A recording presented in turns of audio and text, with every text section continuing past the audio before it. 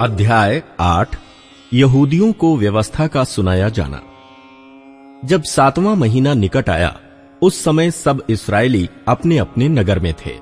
तब उन सब लोगों ने एक मन होकर जल फाटक के सामने के चौक में इकट्ठे होकर एज्रा शास्त्री से कहा कि मूसा की जो व्यवस्था यहोवा ने इस्राएल को दी थी, उसकी पुस्तक ले आ। तब एज्रा याजक 7वें महीने के पहले दिन को क्या स्त्री क्या पुरुष जितने सुनकर समझ सकते थे, उन सबों के सामने व्यवस्था को ले आया। वो उसकी बातें भोर से दोपहर तक उस चौक के सामने जो जल फाटक के सामने था, क्या स्त्री क्या पुरुष और सब समझने वालों को पढ़कर सुनाता रहा, और लोग व्यवस्था की पुस्तक पर कान लगाए रहे। एज्रा शास्त्री काठ के एक मचान पर, जो इसी काम के लिए बना था, खड़ा हो गया, और उसकी दाहिनी ओर मत्तित्याह, शेमा, अनायाह, ऊरियाह, हिल्कियाह और मासेयाह, और बाईं ओर पदायाह, मीशाएल, मल्कियाह, हाशूम, हशबद्दाना, जकरियाह और मशुल्लाम खड़े हुए। तब एज्रा ने जो सब लोगों से ऊंचे पर था, सबों को देखते उस पुस्तक को खोल दिया, और जब उसने उसको खोला, तब सब लोग उठ खड़े हुए। तब एज्रा ने महान परमेश्वर यहोवा को धन्य कहा, और सब लोगों ने अपने अपने हाथ उठाकर आमीन आमीन कहा, और सिर झुकाकर अपना अपना माथा भूमि पर टेक कर यहोवा को दंडवत किया। येशू, बानी, शेरेब्याह, यामीन, अक्कूब, शब्बतै, होदियाह, मासेयाह, कलीता, अजरियाह, योजाबाद, हानान और पलायाह नामक लेवीय लोगों को व्यवस्था समझाते गए, और लोग अपने अपने स्थान पर खड़े रहे। उन्होंने परमेश्वर की व्यवस्था की पुस्तक से पढ़कर अर्थ समझा दिया, और लोगों ने पाठ को समझ लिया। तब नहम्याह जो अधिपति था, और एज्रा जो याजक और शास्त्री था, और जो लेवीय लोगों को समझा रहे थे, उन्होंने सब लोगों से कहा, आज का दिन तुम्हारे परमेश्वर यहोवा के लिए पवित्र है, इसलिए विलाप न करो और न रो। क्योंकि सब लोग व्यवस्था के वचन सुनकर रोते रहे। फिर उसने उनसे कहा, जाकर चिकना चिकना भोजन करो और मीठा मीठा रस पियो, और जिनके लिए कुछ तैयार नहीं हुआ, उनके पास भोजन सामग्री भेजो, क्योंकि आज का दिन हमारे प्रभु के लिए पवित्र है। और उदास मत रहो, क्योंकि यहोवा का आनंद तुम्हारा दृढ़ गढ़ है। यों लेवियों ने सब लोगों को ये कहकर चुप करा दिया, चुप रहो, क्योंकि आज का दिन पवित्र है, और उदास मत रहो। तब सब लोग खाने पीने, भोजन सामग्री भेजने और बड़ा आनंद मनाने को चले गए, क्योंकि जो अध्याय 8 यहूदियों को व्यवस्था का सुनाया जाना। जब 7वां महीना निकट आया, उस समय सब इस्राएली अपने अपने नगर में थे। तब उन सब लोगों ने एक मन होकर जल फाटक के सामने के चौक में इकट्ठे होकर एज्रा शास्त्री से कहा कि मूसा की जो व्यवस्था यहोवा ने इस्राएल को दी थी, उसकी पुस्तक ले आ। तब एज्रा याजक 7वें महीने के पहले दिन को क्या स्त्री क्या पुरुष जितने सुनकर समझ सकते थे, उन सबों के सामने व्यवस्था को ले आया। वो उसकी बातें भोर से दोपहर तक उस चौक के सामने जो जल फाटक के सामने था, क्या स्त्री क्या पुरुष और सब समझने वालों को पढ़कर सुनाता रहा, और लोग व्यवस्था की पुस्तक पर कान लगाए रहे। एज्रा शास्त्री काठ के एक मचान पर, जो इसी काम के लिए बना था, खड़ा हो गया, और उसकी दाहिनी ओर मत्तित्याह, शेमा, अनायाह, ऊरियाह, हिल्कियाह और मासेयाह, और बाईं ओर पदायाह, मीशाएल, मल्कियाह, हाशूम, हशबद्दाना, जकरियाह और मशुल्लाम खड़े हुए।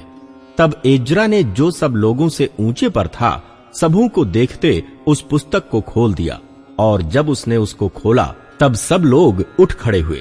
तब एज्रा ने महान परमेश्वर यहोवा को धन्य कहा, और सब लोगों ने अध्याय 9 पाप का अंगीकार। फिर उसी महीने के 24वें दिन को इस्राएली उपवास का टाट पहने और सिर पर धूल डाले इकट्ठे हो गए।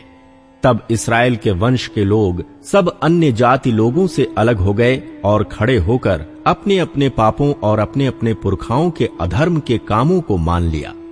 तब उन्होंने अपने अपने स्थान पर खड़े होकर दिन के एक पहर तक अपने परमेश्वर यहोवा की व्यवस्था की पुस्तक पढ़ते और एक और पहर अपने पापों को मानते और अपने परमेश्वर यहोवा को दंडवत करते रहे। येशू, बानी, कदमीएल, शबन्याह, बुन्नी, शेरेब्याह, बानी और कनानी ने लेवियों की सीढ़ी पर खड़े होकर ऊंचे स्वर से अपने परमेश्वर यहोवा की दुहाई दी। फिर येशू, कदमीएल, बानी, हशबन्याह, शेरेब्याह, होदियाह, शबन्याह और पतहयाह नामक लेवियों ने कहा, खड़े हो, अपने परमेश्वर यहोवा को अनादिकाल से अनंत काल तक धन्य कहो। तेरा महिमा युक्त नाम धन्य कहा जाए, जो सब धन्यवाद और स्तुति से परे है। पाप अंगीकार की प्रार्थना। तू ही अकेला यहोवा है। स्वर्ग वरन सबसे ऊंचे स्वर्ग और उसके सब गण और पृथ्वी और जो कुछ उसमें है और समुद्र और जो कुछ उसमें है, सबों को तू ही ने बनाया और सबों की रक्षा तू ही करता है, और स्वर्ग की समस्त सेना तुझी को दंडवत करती है। हे यहोवा, तू वही परमेश्वर है जो अब्राम को चुनकर कसदियों के ऊर नगर में से निकाल लाया और उसका नाम अब्राहम रखा, और उसके मन को अपने साथ सच्चा पाकर उससे वाचा बांधी कि मैं तेरे वंश को कनानियों, हित्तियों, एमोरियों, परज्जियों, यबूसियों और गिरगाशियों का देश दूंगा। और तूने अपना वह वचन पूरा भी किया, क्योंकि तू धर्मी है। फिर तूने मिस्र में हमारे पुरखाओं के दुख पर दृष्टि की और लाल समुद्र के तट पर उनकी दुहाई सुनी। फिरौन और उसके सब कर्मचारी वरन उसके देश के सब लोगों को दंड देने के लिए चिन्ह और चमत्कार दिखाए, क्योंकि तू जानता था कि वे उनसे ढिठाई का व्यवहार करते हैं, और तूने अपना ऐसा बड़ा नाम किया जैसा आज तक वर्तमान है। तूने उनके आगे समुद्र को ऐसा दो भाग किया कि वे समुद्र के बीच स्थल ही स्थल चलकर पार हो गए, और जो उनके पीछे पड़े थे उनको तूने गहरे स्थानों में ऐसा डाल दिया जैसा पत्थर महाजल राशि में डाला जाए। फिर तूने दिन को बादल के खंभे में होकर और रात को आग के खंभे में होकर उनकी अगुवाई की कि जिस मार्ग पर उन्हें चलना था उसमें उनको उजियाला मिले। फिर तूने सीनै पर्वत पर उतरकर आकाश में से उनके साथ बातें की और उनको सीधे नियम, सच्ची व्यवस्था और अच्छी विधियां और आज्ञाएं दी। उन्हें अपने पवित्र विश्राम दिन का ज्ञान दिया और अपने दास मूसा के द्वारा आज्ञाएं और विधियां और व्यवस्था दी। उनकी भूख मिटाने को आकाश से उन्हें भोजन दिया और उनकी प्यास बुझाने को चट्टान में से उनके लिए पानी निकाला, और उन्हें आज्ञा दी कि जिस देश को तुम्हें देने की मैंने शपथ खाई है उसके अधिकारी होने को तुम उसमें जाओ।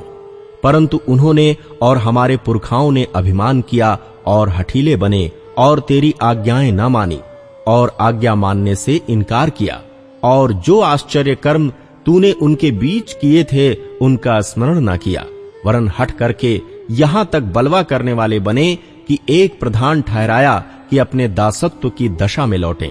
परंतु तू क्षमा करने वाला, अनुग्रहकारी और दयालु, विलंब से कोप करने वाला और अति करुणामय ईश्वर है। तूने उनको न त्यागा। वरन जब उन्होंने बछड़ा ढाल कर कहा, तुम्हारा परमेश्वर जो तुम्हें मिस्र देश से छुड़ा लाया है वह यही है, और तेरा बहुत तिरस्कार किया, तब भी तूने जो अति दयालु है उनको जंगल में ना त्यागा। न तो दिन को अगुवाई करने वाला बादल का खंभा उन पर से हटा, और न रात को उजियाला देने वाला और उनका मार्ग दिखाने वाला आग का खंभा। वरन तूने उन्हें समझाने के लिए अपने आत्मा को जो भला है दिया, और अपना मन्ना उन्हें खिलाना न छोड़ा, और उनकी प्यास बुझाने को पानी देता रहा।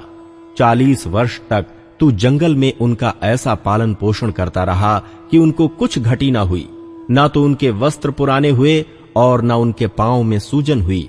फिर तूने राज्य राज्य और देश देश के लोगों को उनके वश में कर दिया और दिशा दिशा में उनको बांट दिया। यों वे हेशबोन के राजा सीहोन और बाशान के राजा ओग दोनों के देशों के अधिकारी हो गए। फिर तूने उनकी संतान को आकाश के तारों के समान बढ़ाकर उन्हें उस देश में पहुंचा दिया जिसके विषय तूने उनके पूर्वजों से कहा था कि वे उसमें जाकर उसकी अधिकारी हो जाएंगे। इस प्रकार ये संतान जाकर उसकी अधिकारिन हो गई और तूने उनके द्वारा देश के निवासी कनानियों को दबाया और राजाओं और देश के लोगों समेत उनको उनके हाथ में कर दिया कि वे उनसे जो चाहें सो करें। उन्होंने गढ़ वाले नगर और उपजाऊ भूमि ले ली और सब भांति की अच्छी वस्तुओं से भरे हुए घरों के और खुदे हुए हौदों के और दाख और जैतून की बारियों के और खाने के फल वाले बहुत से वृक्षों के अधिकारी हो गए। वे उसे खा खाकर तृप्त हुए और हृष्ट पुष्ट हो गए और तेरी बड़ी भलाई के कारण सुख भोगते रहे। परंतु वे तुझसे फिरकर बलवा करने वाले बन गए और तेरी व्यवस्था को त्याग दिया, और तेरे जो नबी तेरी ओर उन्हें फेरने के लिए उनको चिताते रहे, उनको उन्होंने घात किया और तेरा बहुत तिरस्कार किया। इस कारण तूने उनको उनके शत्रुओं के हाथ में कर दिया और उन्होंने उनको संकट में डाल दिया। तो भी जब जब वे संकट में पड़कर तेरी दुहाई देते रहे, तब तब तू स्वर्ग से उनकी सुनता रहा, और तू जो अति दयालु है इसलिए उनके छुड़ाने वाले को भेजता रहा, जो उनको शत्रुओं के हाथ से छुड़ाते थे। परंतु जब जब उनको चैन मिला, तब तब वे फिर तेरे सामने बुराई करते थे। इस कारण तू उनको शत्रुओं के हाथ में कर देता था और वे उन पर प्रभुता करते थे। तो भी जब वे फिर कर तेरी दुहाई देते, तब तू स्वर्ग से उनकी सुनता, और तू जो दयालु है इसलिए बार बार उनको छुड़ाता और उनको चिताता था कि उनको फिर अपनी व्यवस्था के अधीन कर दे। परंतु वे अभिमान करते रहे और तेरी आज्ञाएं नहीं मानते थे, और तेरे नियम जिनको यदि मनुष्य माने तो उनके कारण जीवित रहे, उनके विरुद्ध पाप करते और हठ करके अपना कंधा हटाते और ना सुनते थे। तू तो बहुत वर्ष तक उनकी सहता रहा और अपने आत्मा से नबियों के द्वारा उन्हें चिताता रहा, परंतु वे कान नहीं लगाते थे। इसलिए तूने उन्हें देश देश के लोगों के हाथ में कर दिया। तो भी तूने जो अति दयालु है उनका अंत नहीं कर डाला और न उनको त्याग दिया, क्योंकि तू अनुग्रहकारी और दयालु ईश्वर है। अब हे हमारे परमेश्वर, हे महान पराक्रमी और भय योग्य ईश्वर, जो अपनी वाचा पालता और करुणा करता रहा है, जो बड़ा कष्ट अशूर के राजाओं के दिनों से ले आज के दिन तक हमें और हमारे राजाओं, हाकिमों, याजकों, नबियों, पुरखाओं वरन तेरी समस्त प्रजा को भोगना पड़ा है, वो तेरी दृष्टि में थोड़ा न ठहरे। तो भी जो कुछ हम पर बीता है उसके विषय तू तो धर्मी है। तूने तो सच्चाई से काम किया है, परंतु हमने दुष्टता की है। हमारे राजाओं और हाकिमों, याजकों और पुरखाओं ने न तो तेरी व्यवस्था को माना है और न तेरी आज्ञाओं और चितौनियों की ओर ध्यान दिया है, जिनसे तूने उनको चिताया था। उन्होंने अपने राज्य में और उस बड़े कल्याण के समय जो तूने उन्हें दिया था और इस लंबे चौड़े और उपजाऊ देश में तेरी सेवा नहीं की और न अपने बुरे कामों से पश्चाताप किया। देख, हम आजकल दास हैं। जो देश तूने हमारे पितरों को दिया था कि उसकी उत्तम उपज खाएं, इसी में हम दास हैं। इसकी उपज से उन राजाओं को जिन्हें तूने हमारे पापों के कारण हमारे ऊपर ठहराया है बहुत धन मिलता है, और वे हमारे शरीरों और हमारे पशुओं पर अपनी अपनी इच्छा के अनुसार प्रभुता जताते हैं। इसलिए हम बड़े संकट में पड़े हैं। वाचा का बांधा जाना। इस सब के कारण हम सच्चाई के साथ वाचा बांधते और लिख भी देते हैं, और हमारे हाकिम, लेवीय और याजक उस पर छाप लगाते हैं।